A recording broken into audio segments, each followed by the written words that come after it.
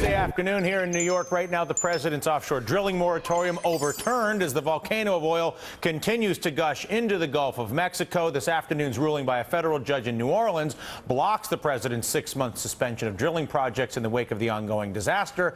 The White House says they do plan to appeal it. Companies in the region had argued that the deepwater drilling suspension was arbitrarily imposed and asked the judge to overturn it. The ruling likely welcome news for Gulf Coast lawmakers who charged that a moratorium did more harm than good in the region. And having been there yesterday, I can tell you, and I don't want to make it sound like I'll go down there one day thinking, that's not what I'm saying.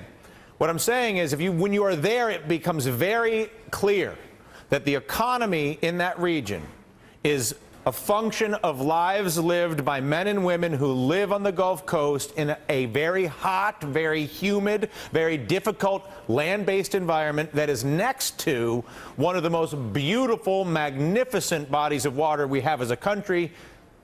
The obvious tragedy notwithstanding, now I want you to imagine the only jobs, or the large percentage of the jobs in that part of our country, is not in a tower in Midtown like the job that I've got here in New York, or in a building in Washington, D.C., or in any pick your location. It is out on the water fishing for shrimp and oysters, drilling for oil, or accommodating those who come for sport fishing and other beach life in hotels on land.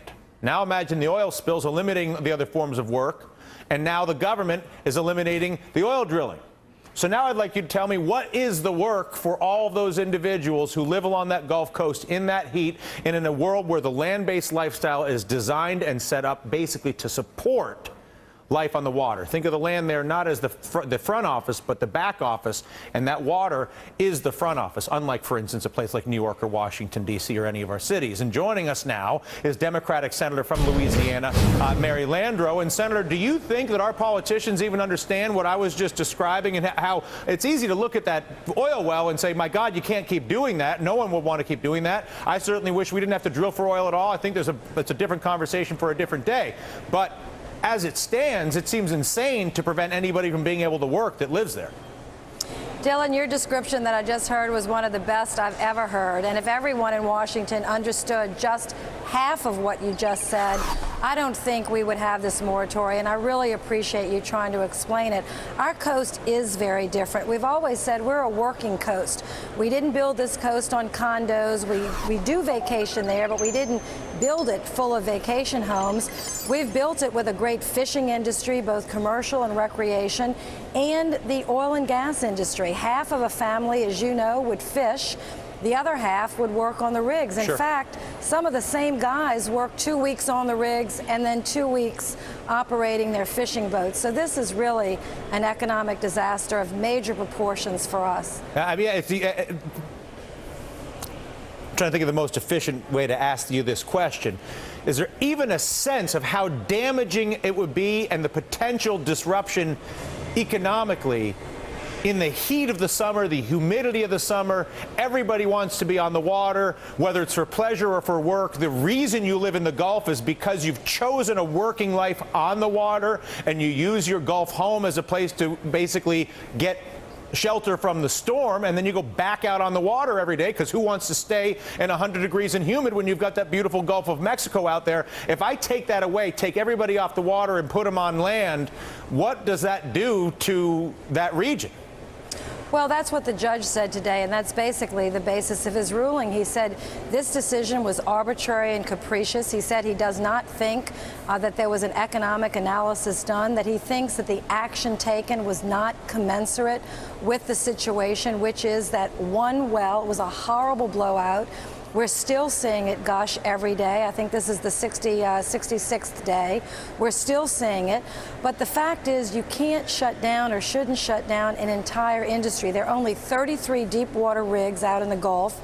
This could be done, achieving safety, achieving certainty that these operators are following the rules, in my view, could be done well within a few months as opposed to 6 months. I've sent to the president some specific recommendations. There's been coalitions, thousands of people that have come together under the Alliance for Economic Survival of the Gulf that have sent specific suggestions. So we're asking the president, we want to be more safe. We know this was a terrible accident, but let's be measured in the way we move forward. Otherwise, it will be an economic, and is already becoming an economic disaster in the Gulf of Mexico. And that couldn't have been more clear to me when I was in Mississippi yesterday. I mean, again, you sit in a studio in New York, it doesn't have the same, you don't get to see what the reality is.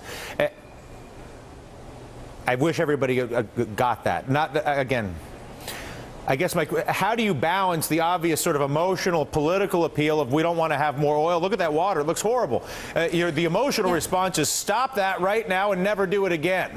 I know, right? But we abstract can't, if I'm right. sitting, of course, but you can understand that point of view because you look at the water, you're like, I'll tell you right now, no one's doing that again. I know. And that's easy to say, but then we don't have an alternative, really, do we? Well, let me give you some facts that help to support this argument. Number one, if these 33 rigs were driven off of our shore, if this moratorium stays in place, they will.